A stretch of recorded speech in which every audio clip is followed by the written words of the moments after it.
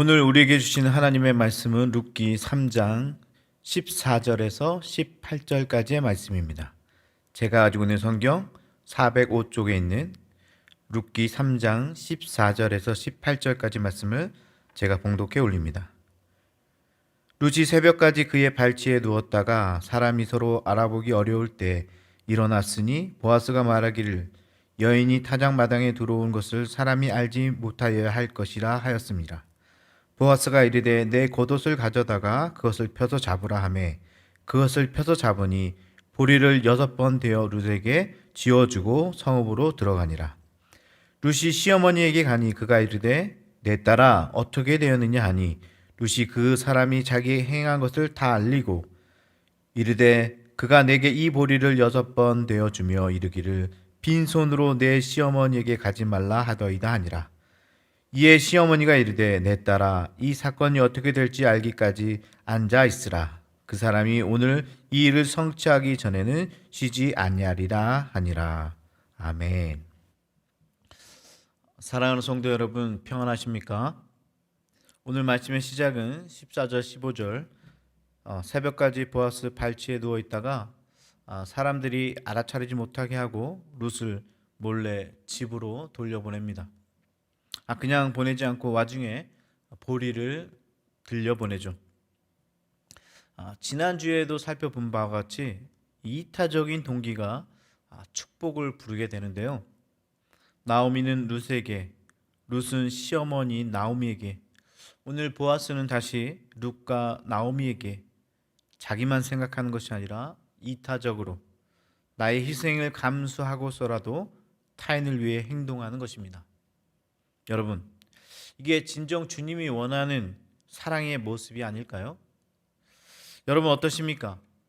진정한 사랑인 타인을 위한 그런 사랑을 베풀고 계십니까? 2021년 우리 함께 결단했으면 좋겠습니다. 올 한 해는 배우자를 위해, 가족을 위해, 공동체를 위해, 나라를 위해 희생하고 섬기겠노라고. 그럼요, 그 사랑이 거기에서 끝나는 것이 아니라 부메랑처럼 자신에게로 돌아올 줄 믿습니다. 룻기는요, 서로 비교 대조를 통해서 말씀이 전개되고 있는데요. 동서지간인 룻과 오르바, 이미 말씀드린 대로 오르바가 특별히 잘못한 것은 없습니다. 시어머니 나오미가 따라오지 말라고, 거기 머물라고 이야기했기 때문이죠. 그러나 이 오르바에게 없던 것 하나가 바로 이 이타적인 사랑이었습니다. 그로 인해 축복의 통로로 나아가지 못했던 거죠. 내일 등장하는 기업 무릎 1순위자와 보아스, 이 1순위자는요 자신에게 손해가 생길 것이 두려워 기업을 무르지 않죠. 이타적인 사랑이 없었던 겁니다. 이런 이기적인 태도가 하나님의 축복 바로 앞까지 와서는 은혜를 얻지 못하는 이유가 된다는 겁니다. 반면에 이타적인 사랑은요, 결국은 베푼 사랑이 자기에게 돌아오게 되고 축복의 통로가 된다는 것입니다. 오늘 영상을 시청하시는 성도분 여러분 모두가 이 축복의 통로가 되시기를 기원합니다. 어느 날 혼다 사장이요, 땀을 흘리며 자전거를 끌고 고개를 넘어오는 이 부인을 지켜보면서 어떻게 하면 사랑하는 아내에게 힘 안 들이고 자전거로 고개를 넘어올 수 있게 할까 하는 생각을 하다가 이 아이디어 하나가 떠올랐다고 합니다. 아내의 자전거에 작은 모터를 달아주면 고개를 힘 안 들이고 쉽게 넘어올 수 있지 않을까. 그래서 그는 그날부터 모터를 단 자전거를 설계했다고 해요. 여러 날 동안 많은 연구를 하고 실패를 거듭한 끝에 마침내 작은 모터를 단 자전거를 개발해냈습니다. 새로 만든 자전거를 시운전하기 위해서 앞에는 본인이 타고 뒤에는 부인을 태우고 고갯길을 달려보는데요. 신기하게도 힘 안 들이고 빠르게 고개를 넘는 것이었습니다. 그 후에 그것을 상품화시켜 혼다 오토바이가 탄생하게 되었고요. 일본뿐만 아니라 전 세계에 불티나게 팔리게 돼서 오늘 거대한 기업인 혼다가 되었다는 이야기입니다.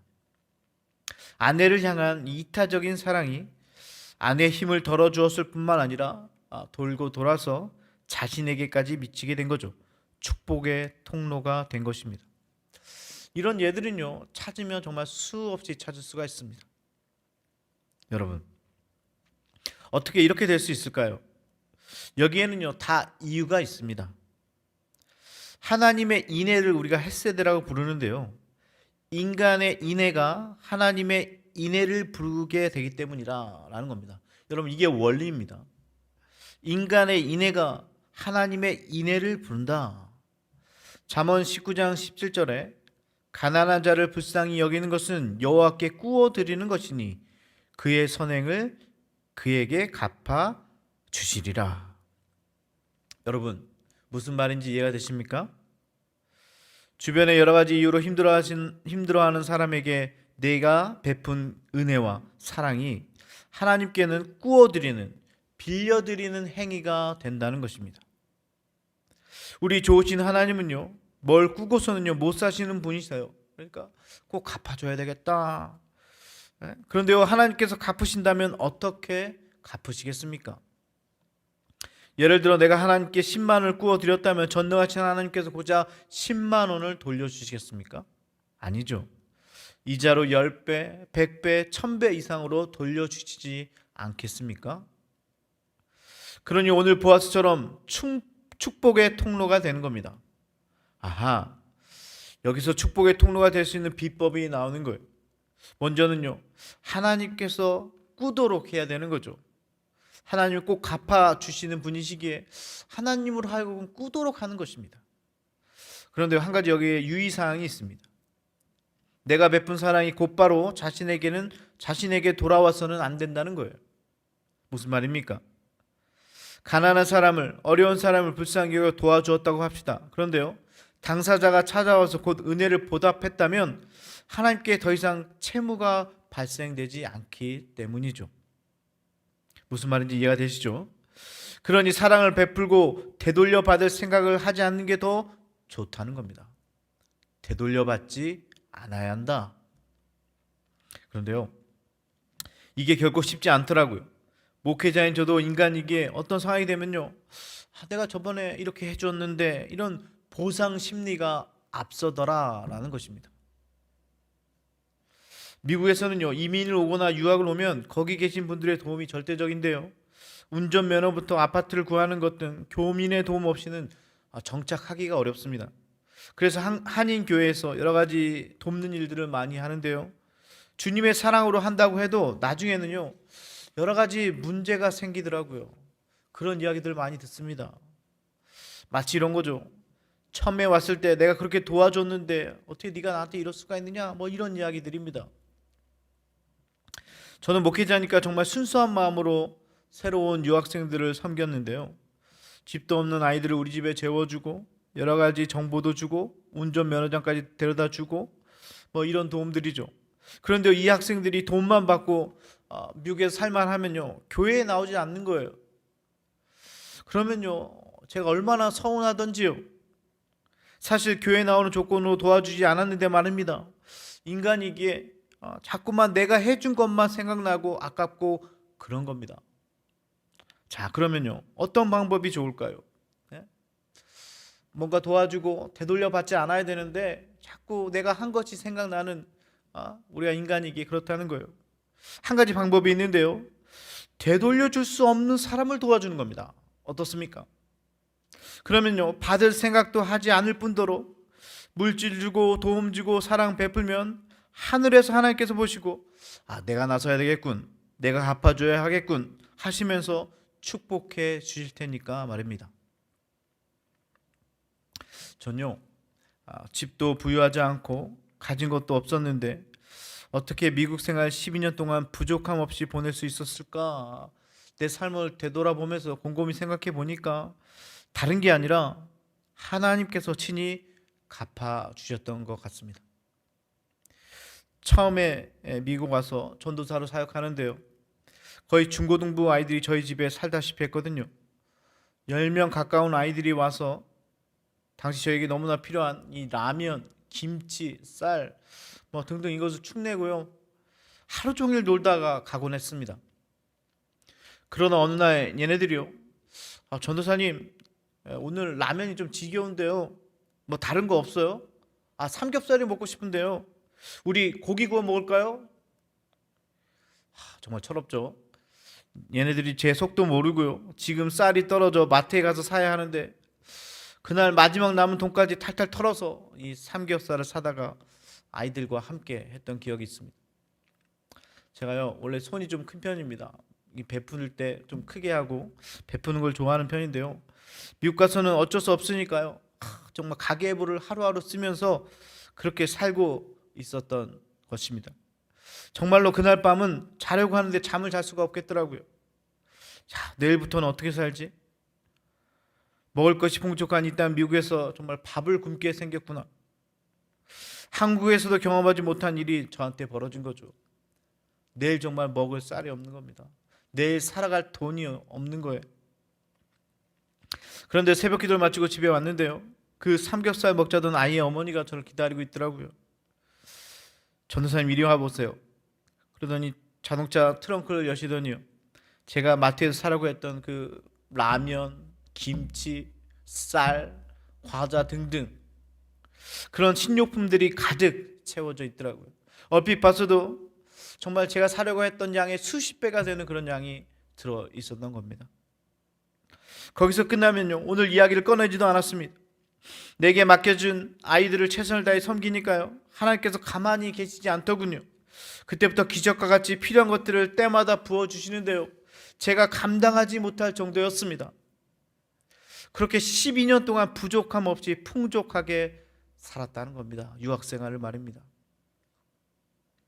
저에게 되돌릴 수 없는, 되갚을 수 없는 학생들의 사랑을 베푸니까요, 하나님께서 나서서 때로는 그들의 부모를 통해서, 때로는 또 다른 사람과 환경을 통해서 주님께서 갚아주시는데요, 하나님께서 갚으시니까요, 상상하지도 못할 정도로 부어주시더라라는 것입니다. 남을 위해 섬겼는데 결국은 자기를 위한 축복이 된다는 것입니다. 이 이타적인 사랑은요, 이 축복은요, 자기에게 돌아오게 된다는 겁니다. 도와준 사람이 갚지 못한다면 더 잘됐다고 생각하면 되는 거예요. 우리 하나님께서 어떻게 하든 갚아주시기 때문입니다. 오늘 보아스는 룻을 통해서 나오미 가정에게 보리를 덤으로 얹어서 보내는데요, 이런 은혜를 베풀었는데요, 결과는 후에 보아스를 유력한 자에서, 재력만 많았던 자에서 이 유명한 자로, 세상에서 칭송받는 자로 그를 세워주었다는 겁니다. 이 은혜가 다시 자기에게 돌아갔다는 거예요. 룻은 이렇게 보리를 받아가지고 시어머니에게 갑니다. 룻기 1장을 보면요, 나오미가 모압에서 돌아와서는 여호와께서 내게 비어 돌아오게 하셨다라고 표현했는데요, 기억하시죠?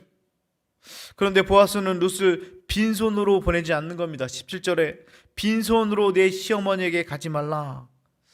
보아스로 대변되는 하나님께서 나오미가 한 말을 기억하시고 그대로 받아서 채워주는 장면입니다. 여러분, 우리 하나님은요, 정말로 우리의 일거수일투족을 다 보고 계신 것 같아요. 지난 송구영신 예배 때도 말씀드렸듯이 제자들을 배를 타고 앞서 건너편으로 가게 하셨고요, 당신은 홀로 기도하러 산에 올라가셨잖아요, 우리 예수님이. 그런데 그 가운데 풍랑으로 제자들이 힘겹게 노를 젓고 있는 것을 보셨다라고 성경은 이야기하고 있습니다. 그리고 주님께서 찾아오시죠. 산으로 기도하는 그 순간에도요, 저 풍랑에서 헤매고 있는 제자들을 보고 계시는 거예요. 한 가지만 더 이야기를 들어볼게요. 도마가요, 혼자서만 부활하신 주님을 뵙지 못해서 내 손을 그 옆구리에 넣어보지 않고는 내가 믿지 못하겠다라고 했는데요, 부활의 주님이 찾아와서는요, 내 손을 내밀어 내 옆구리에 넣어보라 이렇게 말씀하시잖아요. 마치 도마가 믿음 없는 소리 할 때 우리 주님께서 옆에 계셨던 것처럼 말입니다. 자, 이런 말을 들으면 어떨까요, 여러분? 한동안 멍할 겁니다. 게임 끝이죠. 주님을 안 믿을 수가 없습니다. 오늘 말씀도 마치 그런 차원의 것입니다. 빈손으로 왔다고 푸념하는 나오미에게 룻을 통해서 보리를 덤으로 얹어주는 겁니다. 더 이상 빈손이 아니라는 거예요. 사랑하는 여러분, 지금 주님이 여러분들의 상을 모른다고 생각하시죠? 어떤 이는 내가 이렇게 힘든데 하나님이 계시겠냐 하냐고 불평하는 분도 있던데요. 아니에요. 주님께서 여러분들의 상황을 가장 잘 아십니다. 누구보다도 더 잘 아십니다. 그리고 때가 되면 그분이 가장 좋은 것으로 갚아 주실 겁니다. 할렐루야. 그러니 그때 나 뜨거워하지 마시고요. 지금 고난 중에 주님께서 하실 것을 바라보며 감사하면 어떨까요? 불평 불만 대신 감사의 삶을 살면 어떨까요? 그럼요, 하나님께서 오히려 놀라실지도 모르겠어요. 앞에서 언급했지만 우리 하나님은요, 빚지고는 못 사시는 그런 분이신데 아직 당신이 해주지도 않았는데도 그것으로 인해 감사해야 한다면 마치 빚을 진 것 같은 마음으로 그분의 때를 더욱 앞당길 것입니다. 여러분, 사실 우리는요, 지금 덤으로 사는 인생입니다. 우리는 죽어 마땅할 죄인이고 도저히 주님을 아버지로 부를 수 없는 자들이었어요. 그런데 주님께서 구원해 주셨고 기회를 주셨고 덤으로 오늘을 살 수 있는 축복을 주신 것입니다. 덤으로 사는 인생, 주님이 기뻐하시는 일들을 해가며 2021년을 승리하는 여러분 모두가 되시기를 축복합니다. 보리를 들려보내는 그 하나님의 심정으로 오늘 덤으로 사는 우리 모두가 정말 그 받은 은혜를 나누며 살아가는 여러분 모두가 되시기를 축복합니다. 마지막으로 오늘도요, 다음 회 예고를 해드릴게요. 이제 모든 위기가 다 끝났구나 여길 때 생각지도 못한 또 다른 위기가 찾아옵니다. 여러분 궁금하시죠? 룻기 강의가 얼마 남지 않았습니다. 기업 물을 자가 정해지고 보아스는 유력한 자를 넘어서 유명한 자가 됩니다. 거기에다가 우리 주인공 룻은 축복의 여인으로 탈바꿈해 갑니다. 기대감을 가지고 내일 뵙도록 하겠습니다. 채널 고정하시고요, 은혜를 사모하는 마음으로 내일 새벽에도 함께하기를 원합니다.